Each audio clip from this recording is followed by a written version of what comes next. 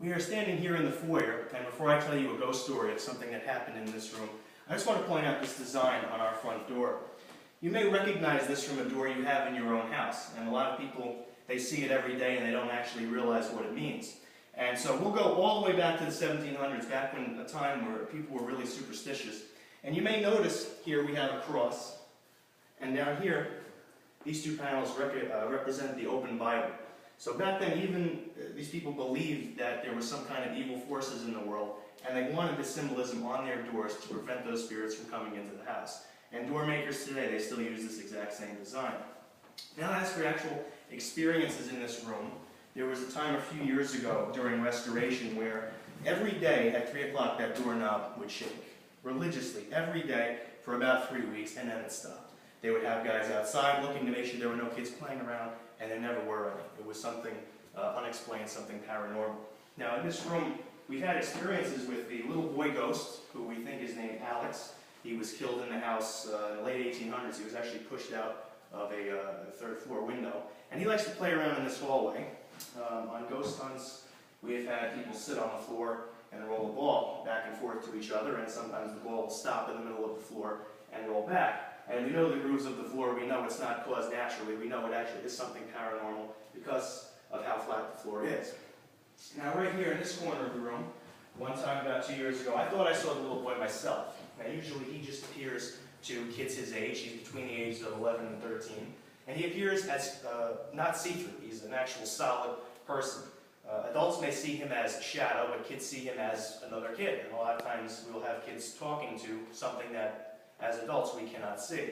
So I saw a dark shadow about this tall standing right here. I was back by the other door, and I couldn't get the words out of my mouth. It's not often that I'm startled, but I saw it, and I just pointed, and then I finally said, there's something behind you, to my friend that was standing here ghost hunting with me. And at that same time, before I could really say what it was, he felt a little tug on his shirt from behind, about the same height that a little boy, if he was trying to get your attention, where he might pull. Now, if we move on into the breakfast room, a lot of people don't realize, or they don't understand why you need to have a different meal in different rooms in the house. And that is because no lights back then in the 1700s. You needed to align your day with where the sun would be in the sky. And I'm told at breakfast time, that is where the sun is highest. The dining room is over there. That's where the sun is highest in the evening. But here, this is a room where a psychic once told us that this corner of the room, or this area near this table, that there is an evil presence here. Now, I personally have never felt anything right here, but there was a time last year where our group had split into two, and there were 2 people here and 2 people in the other room, and we heard a very loud bang, and this bang was so loud that the house actually shook. Now, I was in the other room, and I figured that the 2 people in here had bumped into something or broke something, so we started laughing, started yelling, oh, what'd you guys break, what'd you guys bump into?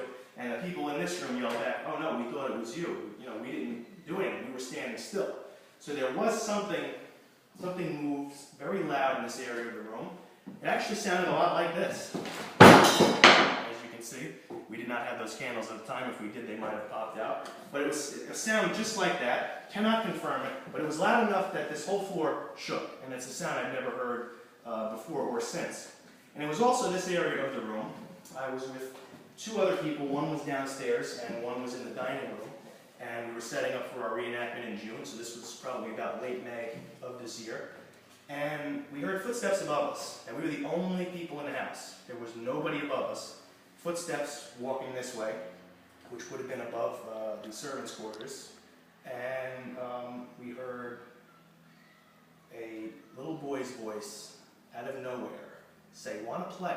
It was a high-pitched, maybe 8, 10-year-old boy's voice. And we stopped dead in our tracks, and like this. And we looked at each other and we said, "Did you hear that?" And the guy with me said, "Yes, I heard it." And we did everything we could to try to debunk it. We didn't believe that a ghostly voice could be heard so crystal clear. So I told him, I said, "Go outside and yell, 'Want to play,' as loud as you can. I'll stand where we were." We did. He yelled it. It was not the same sound. It was muffled. But what we heard was crystal clear right from this area of the room. This brings me back to the time when this place was an orphanage in the 1800s. If you can see the view out that window there, the side building, which was the main area where these children were. We think it was the spirit of one of the orphans that were here. We've never really had a lot of kid volunteers here. We have a junior auxiliary program now, and ever since we started that program last October, we've had a lot of experiences with these kid ghosts, and we think that the kid volunteers here are friendly faces, and the spirits of these ghosts see them, and that's why they come out to play with us.